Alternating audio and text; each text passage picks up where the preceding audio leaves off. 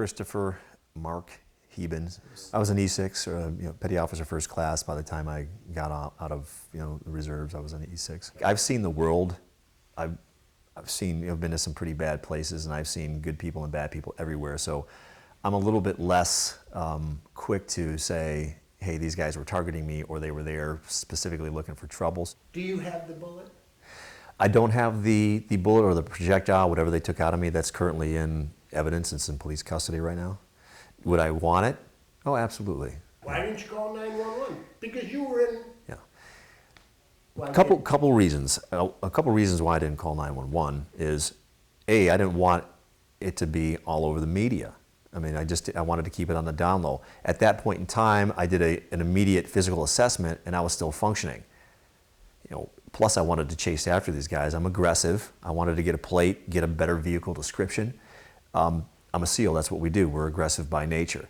Now the caveat there is, had I been laying face down in that parking lot, bleeding out, had I been laying, on my back, bleeding out, you can bet your butt I would have called 911 immediately. Yeah. But things didn't start to spiral out of control with respect to me going into shock till about a minute or less after I left that parking lot.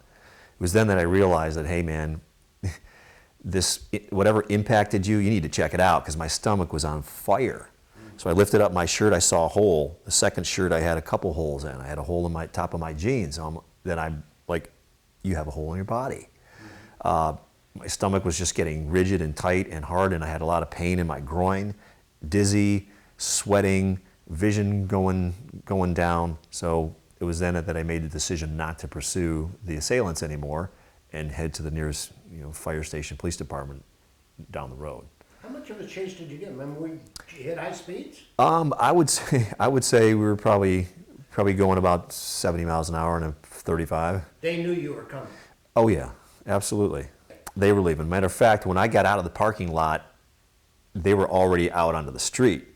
And I kind of cut off a vehicle in order to get in front of that car, because I didn't want any cars in between me and the assailant vehicle. Mm-hmm. And like I said, I never got closer than about 75 yards of them, 50 at the utter closest distance. But I couldn't get a plate, so I've got pretty good vision, right? And so things happen really quick, and I just made a decision to save my own life.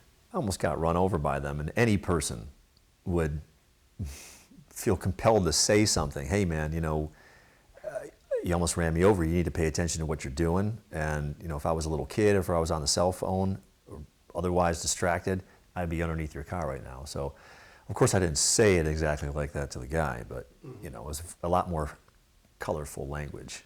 Nothing really went off in my brain as, hey, this could be a potential problem for me. This guy just ran me over. I'm going to tell him about it. Of course, he doesn't like me telling him about it, and he's going to retort and call me the same names, or not call me names, but refute what I'm telling him. So I get it. So I didn't really think anything of it past that. When you got shot, what went through your mind? Did you know you got shot? No, I didn't. I wasn't 100% sure that I was shot when I was shot. It just felt like someone hit me with a baseball bat in the stomach or kicked me. There was definitely a shock wave that went through my entire abdomen, like every muscle in my stomach flexed at the same time. It was just like, So you can tell there's a lot of kinetic force that's coming behind something that's impacting you. But I didn't realize that I had a penetrating trauma. I just thought that something hit me. Didn't know what it was. I was literally doubled over, like my hands were on my knees. I was staring at the asphalt for a good 5 seconds, maybe 2-3 seconds. Who knows how the time goes? But something hit me, and I knew it.